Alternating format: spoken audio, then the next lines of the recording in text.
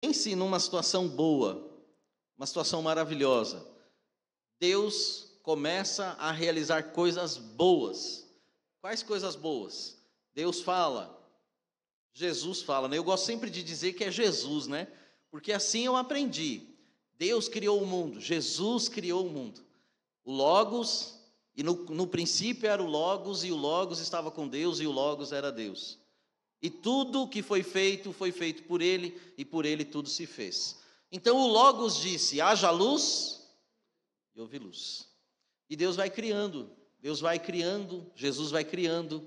E é tão bonito, é tão interessante isso, porque a Bíblia traz em Isaías a menção de que, Isaías 53, se não me engano, é Isaías 53, Deus nos traz a menção de que o pai, ele fica satisfeito em ver aquilo que o filho realizou. Eu vejo alegria e satisfação, por exemplo, nos olhos de muitos irmãos e irmãs, quando veem seus filhos aqui à frente. Você consegue entender isso? Não dá uma alegria? Não dá uma satisfação? Você fala assim, nossa, que bênção, né? Ver meu filho, minha filha. O Daniel falou hoje de manhã uma coisa interessante. Falou assim, olha, vocês, os meninos cantaram aqui hoje de manhã, muito lindo, né? Ver as crianças cantando. E grava aí, gente, porque daqui a 10 anos vocês vão ver, né? Ele teve a oportunidade de ser gravado quando criança, Gustavinho, né? Hoje está aí na mídia, sendo bênção. E outros irmãos e irmãs aí que hoje também estão sendo bênção, mas já foram crianças. E olha que coisa maravilhosa, irmãos. O pai fica satisfeito com aquilo que o filho está fazendo. Deus cria o homem, obrigado, filho. Deus cria o homem, e o homem está ali, e a mulher no jardim do Éden. Entra o pecado, e Deus, ele, por uma determinação dele, ele fala, não coma, mas o homem comeu. Falei dias atrás sobre isso, a mulher quis experimentar, entendendo, será que é verdade mesmo? E ela cedeu, ouviu a voz inferior. O pecado entrou no mundo, através da desobediência de Adão. E aí, irmãos, a porta do jardim do Éden, a porta do paraíso, se fecha aos homens. Os homens foram retirados do paraíso. A porta do paraíso, ou a porta do Éden se fechou. Mas nunca o coração de Deus se fechou. Nunca o coração de Deus se fechou. Mesmo com o homem errando e pecando, o coração de Deus não se fechou. E aí no Antigo Testamento você vê Deus agindo e trabalhando, e o povo errando e o povo falhando, e Deus manda os seus homens, os seus profetas, e os profetas começam a pregar e a falar, alguns com uma mensagem mais tranquila, outros com uma mensagem mais efusiva, com uma mensagem mais consistente, mais dura, mais fervorosa, mas sempre o amor de Deus está por trás de tudo isso. Irmãos, eu tenho vivido situações, tenho falado, né? Já falei em casa com minhas filhas, minha esposa, e a gente vive essas situações às vezes nos nossos relacionamentos. Em muitos momentos a gente não pode dizer que o pai foi duro demais e esquecer dos erros que nós cometemos. Deus está sendo duro demais, mas e os erros que nós cometemos? E as falhas com que nós falhamos? Deus vai enviando os homens. E até, irmãos, que nós conseguimos entender um pouco sobre essas questões das falhas dos homens e o perdão de Deus através da vida de um homem chamado José. No fundo do poço, a governador do Egito. Da rejeição, do fundo do coração dos irmãos, da rejeição, dos irmãos rasgarem as vestes dele. E o que eu acho bonito em José, irmãos, é que tem um capítulo lá em Gênesis, se eu não me engano, Gênesis 41, quando os irmãos vêm, ele se revela e ele fala, vai lá buscar meu pai. Ele dá uma veste para cada um dos irmãos dele. Perdão no mais alto grau é isso, desconsidera o que você sofre, mas considera o benefício que o outro pode viver. Irmãos, isso remete a Jesus. Jesus desconsidera o sofrimento com que ele vai sofrer, porque eu e você eternamente seremos beneficiados. Hoje, irmãos, o homem vive acorrentado sem corrente alguma. Consegue entender isso? Pessoas estão sendo acorrentadas sem corrente alguma. E a nossa mensagem ela tem esse título: Acorrentados sem correntes. Não é o texto propriamente da mensagem, mas é a introdução ainda, mas eu quero ler com você de pé. Efésios capítulo 2, verso 1 ao verso 7. Efésios capítulo 2, do verso 1 ao verso 7.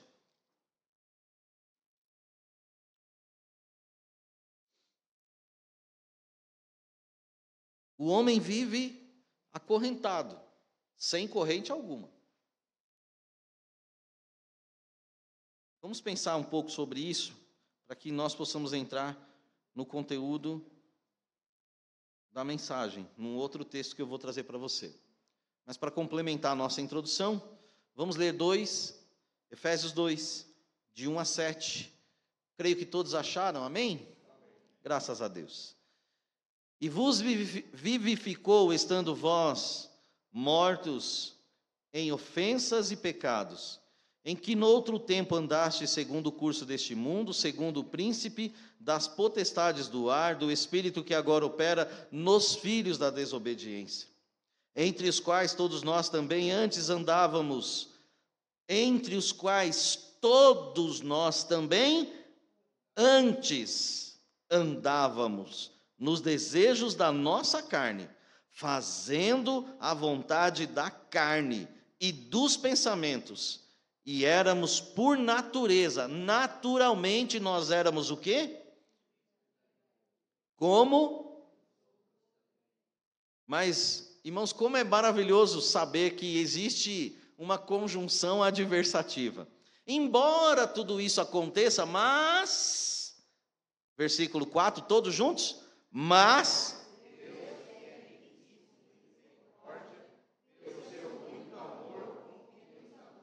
5 também?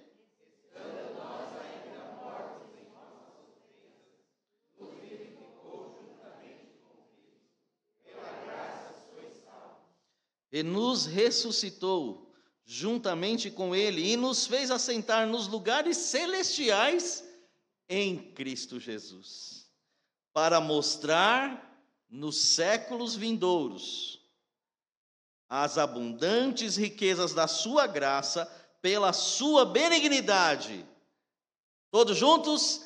Em Cristo Jesus. Todos juntos de novo? Para conosco em Cristo Jesus. Amém?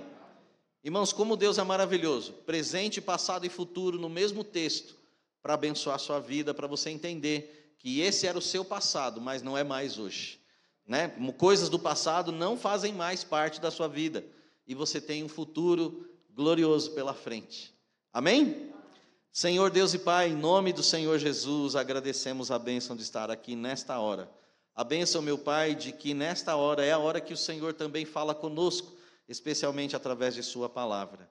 Pai, pedimos a Deus graça, pedimos a Deus que em nome de Jesus, o Senhor seja, ó Deus, aquele que tem a primazia nessa hora, que o homem, o eu, fique no chão, e a glória do Senhor, ó Deus, seja vista através da tua palavra proclamada, o ouvido possa, Senhor Deus, se abrir, a nossa mente, Senhor Deus, possa ser inundada com o conhecimento e com a graça do Senhor, para que, Senhor Deus, haja luz na mente, fogo no coração, amor pelas almas perdidas e gratidão ao Senhor, por tudo de bom que o Senhor fez por nós. Pedimos a Deus a tua graça e misericórdia para nós, para aqueles que estão em casa nos assistindo e aqueles que nos assistirão, pois pedimos em nome de Jesus. Amém. Todos podem sentar.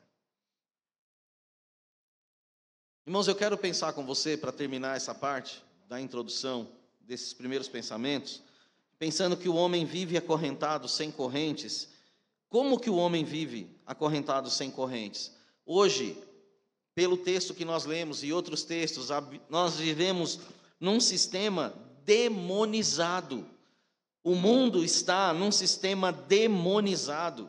Ou seja, o príncipe da potestade, o nosso inimigo, aquele que é contrário a Deus, contrário à nossa vida, contrário a nós, ele é quem domina essa esfera de rebeldia, de incredulidade e de pessoas fazendo a mente, cegando o entendimento, conforme Paulo fala em 2 Coríntios, cegando o entendimento das pessoas, colocando coisas no coração das pessoas, para que as pessoas não conheçam a Cristo. Ontem a gente teve uma experiência de que a Letícia ia entregar um folheto para uma pessoa: Jesus é universal, Jesus é universal. Amém, tá bom, amém. E a gente ali, a pessoa, Jesus é universal. Eu sou romanista.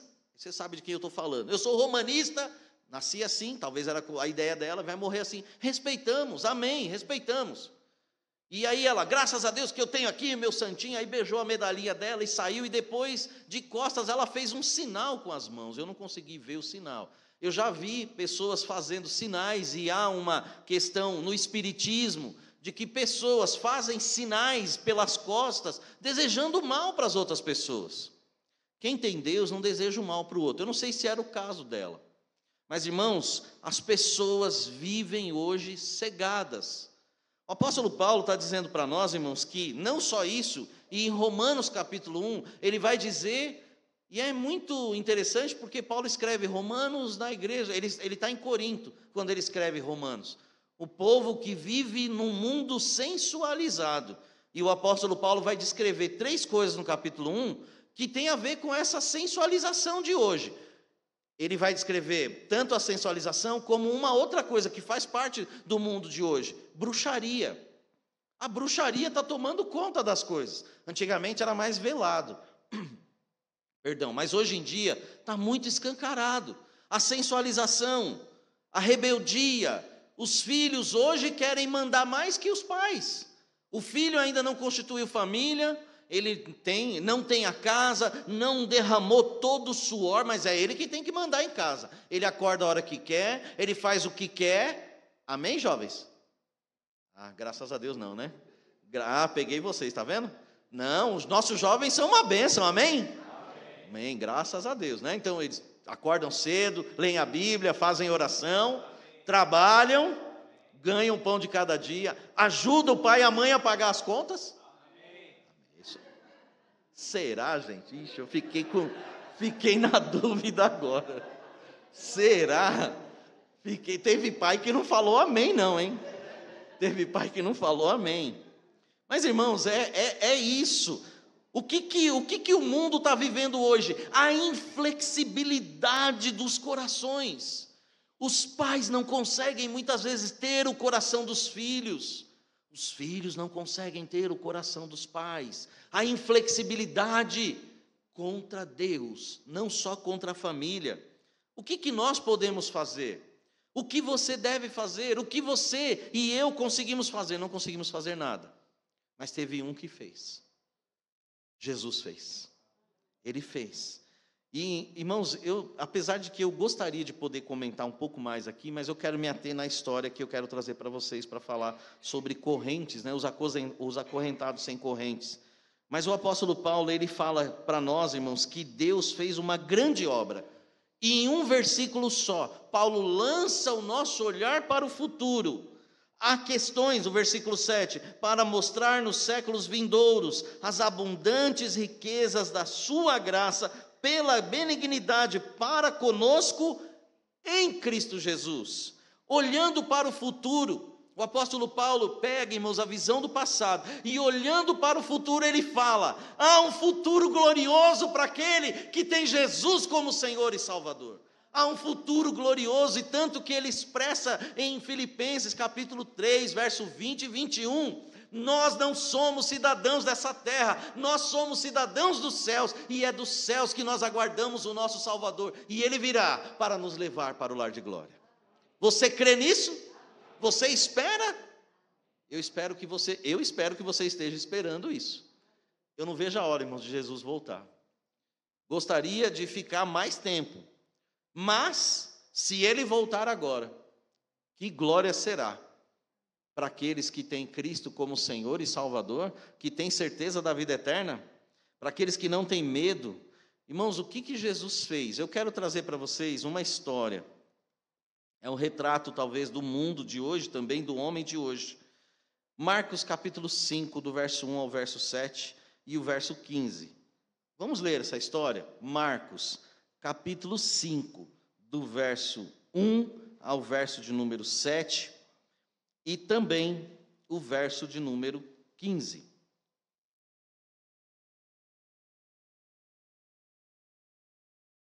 Jesus está passando por várias dificuldades. É uma dificuldade atrás da outra, né?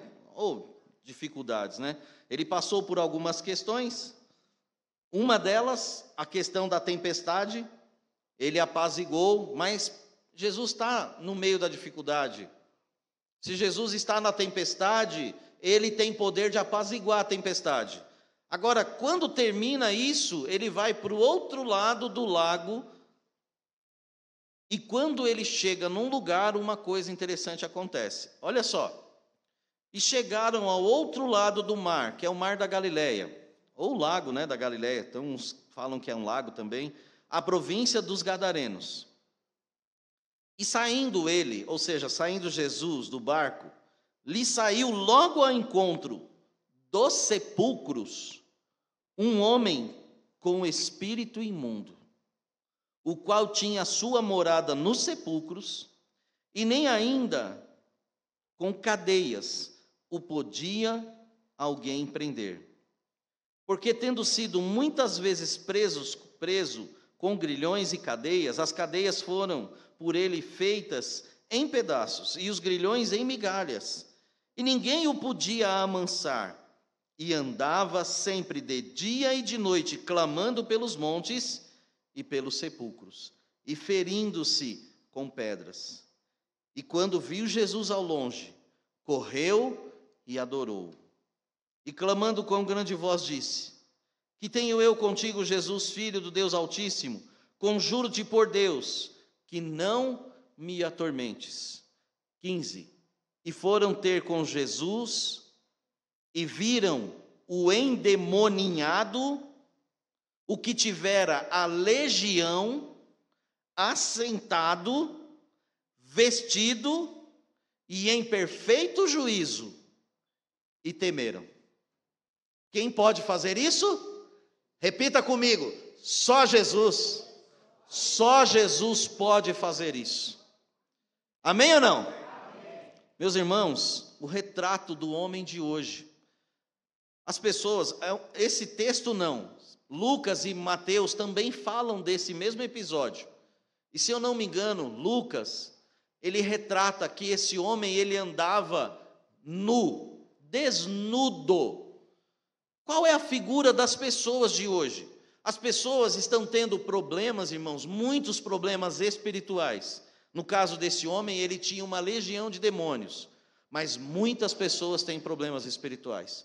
Muitas pessoas estão vendo vultos, muitas pessoas estão vendo coisas que talvez não deveriam ver, muitas pessoas estão ouvindo coisas que talvez não deveriam ouvir, pessoas não estão conseguindo dormir. Eu conversei uma vez, tempos atrás, com uma pessoa, e ela falou para mim de uma síndrome, que é uma síndrome que ela sente pânico de fechar os olhos à noite para dormir.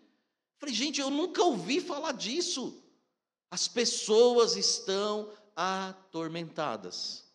E o retrato, talvez, do mundo que está aí afora é esse. Muitas pessoas que talvez você conheça, sorri para você, conversa com você, fala normalmente com você, mas quando ela chega na casa dela, no seu íntimo, no seu interior, ela tem sofrido, ela tem passado, tem penado por diversas questões. A Bíblia vai dizer para nós que esse homem é um homem que não vive em casa. Mateus, se eu não me engano, ele relata que esse homem não morava numa habitação. E a Bíblia vai dizer para nós que ele morava no sepulcro. Ele andava, irmãos, com os mortos. Os demônios que se apossaram daquele homem. A Bíblia não fala o porquê que entrou, mas provavelmente muitas pessoas tiveram ação demoníaca por darem brecha, por deixarem com que o demônio tomasse conta. Aí sai, vem mais um, traz mais dois, traz mais 7, e vem. E a Bíblia diz para nós que eram muitos esses demônios, porque se você continuar a história, os demônios pedem para Jesus para ir para uma manada de porcos. E essa manada se precipita no mar. e eram muitos os demônios. Uma legião romana, ela era composta, se não me engano, de 7.200 soldados. Não chega a ser tudo isso. Mas o demônio, quando conversa com Jesus, ele fala: meu nome é Legião, porque nós somos muitos. O homem vive furioso, vive aos gritos. Irmãos, eu quero pensar com você que muitas pessoas que talvez tenham passado por nós ontem, estão talvez desesperadas, elas estão aflitas, e elas não estão conseguindo talvez clamar por ajuda de alguém. Jesus, ele sai de um lado para o outro, e logo quando ele põe o pé na terra, já sai ao encontro dele esse homem endemoniado. E isso quer dizer o que para nós? Irmãos, nós como povo de Deus, como servos e servas do Senhor, aonde você estiver, provavelmente você vai encontrar alguém que tenha um problema espiritual. Se ele não tiver problema com demônio ou com qualquer outra coisa, o problema que ele tem é a incredulidade, e que você, em nome de Jesus, pode ajudá-lo, encaminhando a vida dele e o coração dele para perto de Jesus. Talvez no seu trabalho tenha um camarada que ele gosta de pegar a mulherada lá. Ele é o garanhão, sendo casado ou não, e ele fica com qualquer pessoa. Para ele, tanto faz se a mulher é casada ou não. E é um adúltero, né? É o que nós sabemos, como nós conhecemos a palavra do Senhor. Pessoas disfuncionais, desregradas. Você está lá como luz do Senhor, para fazer com que as pessoas, depois que ele conhecer Jesus, possam temer a Deus, falar: só Jesus pode mudar e transformar uma vida. Jesus transformou a nossa, e Ele pode transformar outras. Deus pode usar você para isso. Irmãos, nós precisamos entender que nós precisamos de alguém que nos liberte. Para nós hoje, os cristãos, é muito fácil isso. Jesus nos libertou. João 8, 36, 32, se o Filho vos libertar, somos livres, amém? Somos livres, o pecado não tem domínio sobre nós, estamos a caminho do céu, graças a Deus. Irmãos, Jesus, Ele é maravilhoso. Jesus está lá na cruz, e eu quero pensar com você, nesse momento lá, Mateus 27, Marcos 15, Jesus está desnudo. Jesus está prisioneiro, isolado, crucificado fora da cidade, mas Jesus foi capaz de trocar de lugar com eu, com você, com esse homem, com toda a humanidade. Jesus foi capaz de trocar, e nós precisamos entender e reconhecer que a morte sacrificial de Jesus em nosso lugar pode romper o poder do pecado, como rompeu na nossa vida. Ele pode romper o poder do pecado na vida de qualquer pessoa. É difícil? Talvez seja, mas não é impossível. Deus pode usar você. Deus pode colocar você num lugar onde pessoas que têm diversos problemas, eles se resolverão, porque a luz de Deus está com você. Jesus vai colocar você nesse lugar. Irmãos, não podemos nos salvar, mas Cristo fez isso por nós, e é nisto que grandiosamente repousa a nossa fé, repousa a nossa confiança em Deus. E foram ter com Jesus, e viram o endemoniado que tivera a legião, assentado, vestido e em perfeito juízo. Eu fico imaginando o que as pessoas viam naquele homem, um homem transtornado, um homem irritado, um homem nervoso. Ninguém tinha coragem de passar perto dele, prender a pessoa, talvez pelos braços, pelas pernas, prender alguém. Você já viu alguém preso numa cama de hospital? Alguém que está nervoso, mas mesmo que você coloca lá um calmante, às vezes a pessoa está agitada. Agora imagina uma pessoa endemoniada, com a força de muitos demônios. E as correntes, irmãos, era como se fosse um fiozinho. Vai lá, corta, quebra. Quem tinha coragem de chegar perto daquele homem? As pessoas, muitas vezes, não têm coragem. Nós não temos coragem de chegar perto de pessoas. Eu já relatei para vocês o meu medo, a minha dificuldade que eu tinha com uma pessoa que era um bandido. E ele, irmãos, até o momento em que eu o conheci, antes, quando ele vivia na bandidagem, eu tinha medo dele. Mas Deus salvou a vida dele e nos colocou na mesma igreja. E eu olhei para ele com quase 2 metros de altura e falei para ele: cara, eu morria de medo de você. E ele olhou para mim e falou: mas agora você não precisa ter medo, porque nós somos irmãos em Cristo e nós vamos para o mesmo lugar e moraremos no céu. Ele já está lá. Daqui a pouco eu vou e nós vamos nos encontrar lá. Eu e você podemos ter medo, irmão, de chegar perto de pessoas. Mas Jesus não tem medo. E onde Jesus entra, ele arruma, ele não só arruma, ele transforma, ele molda, ele traz, irmãos, aquele velho homem, aquele homem ruim, caído. E me fez lembrar da mensagem que o meu Éder pregou aqui, irmãos, numa quarta-feira. O velho homem ficou lá morto. E o novo homem que ressuscitou um homem glorioso, o homem morto ficou lá, e esse homem, irmãos, as pessoas estavam com medo, com receio, só que ele estava em perfeito juízo.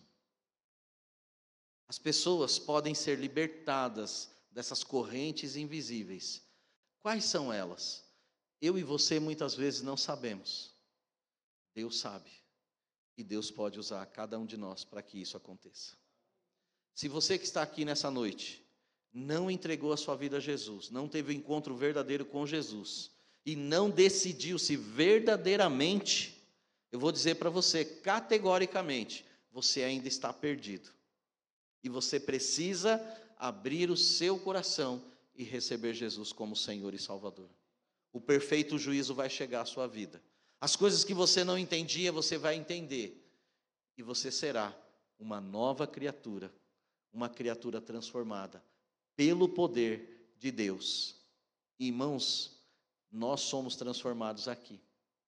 Mas a riqueza da glória que há de ser revelada em nós, em Cristo Jesus, haverá um corpo transformado, livre da doença, livre da dor, livre do pecado, e nós estaremos para todos sempre com o Senhor na glória celestial. Veja, irmãos, que coisa maravilhosa. O processo se inicia aqui, mas ele vai se findar para que nós estejamos com Cristo, com Deus, com os salvos de todas as épocas na glória celestial. Eu quero desafiar você e o seu coração. Curve a sua cabeça, por favor. Eu quero desafiar você e o seu coração nessa noite, para que você que ouviu essa palavra, você que já ouviu tanto de Jesus, já entendeu, já sabe, Deus, Ele está dizendo a você: eu quero, e eu posso transformar o teu viver. Só que o que eu acho bonito em Jesus é que Ele não invade, né? Jesus, Ele vê a dificuldade daquele homem e fala para os demônios: sai, não atormente mais ele. Os demônios ficaram lá. A palavra de Jesus é poderosa, ela é transformadora, e aquele homem, ele tem a transformação na sua vida. Você pode também, confiando em Jesus, ter a transformação da sua vida. Ele pode fazer de você a nova criatura a qual Ele deseja. Pastor, eu nunca tinha ouvido isso. Talvez você veio aqui e nunca tenha ouvido uma palavra assim. Jesus não quer que você saia daqui perdido ou perdida. Ele deseja salvar a sua vida. Se Deus está tocando o seu coração, eu quero pedir a você, em nome de Jesus, levante a sua mão. Pastor, eu quero receber Jesus como meu Senhor e meu Salvador. Eu quero que Jesus me ajude.